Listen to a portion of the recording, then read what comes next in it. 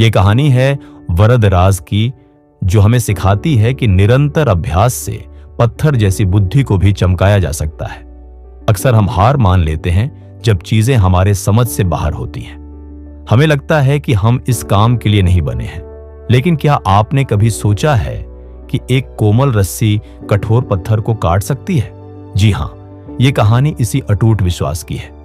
प्राचीन काल में वरदराज नाम का एक बालक गुरुकुल में शिक्षा ग्रहण करने गया। पढ़ाई में वह इतना कमजोर था कि गुरुजी द्वारा पढ़ाया गया एक भी शब्द उसके पल्ले नहीं पड़ता था। उसके सहपाठी उसे मंदबुद्धि कहकर चिढ़ाते थे।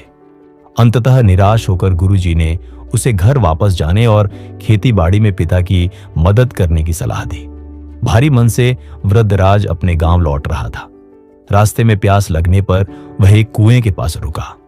वहां उसने देखा कि पत्थर की मुंडेर पर रस्सी के आने जाने से गहरे निशान बन गए हैं।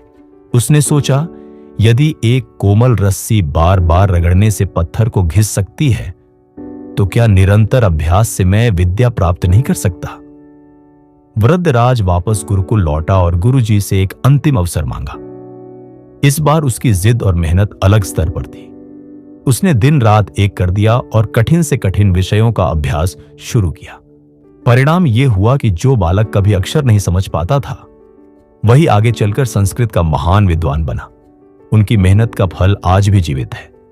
उन्होंने संस्कृत व्याकरण की महान पुस्तकें लिखी, लघु सिद्धांत कौमुदी, मध्यम सिद्धांत कौमुदी, सार सिद्धांत कौमुदी। यह कहानी हमें सिखाती है कि सफलता केवल जन्मजात प्रतिभा से नहीं, बल्कि दृढ़ संकल्प और निरंतर अभ्यास से मिलती है। तो दोस्तों, इसलिए निरंतर अभ्यास करते रहें, आपको सफलता अवश्य मिलेगी। अगर आपको यह मोटिवेशनल कहानी पसंद आई है तो लाइक करें, चैनल को सब्सक्राइब करें और वीडियो को अपने दोस्तों के साथ शेयर करें। धन्यवाद। मिलते हैं एक और मोटिवेशनल कहानी के साथ।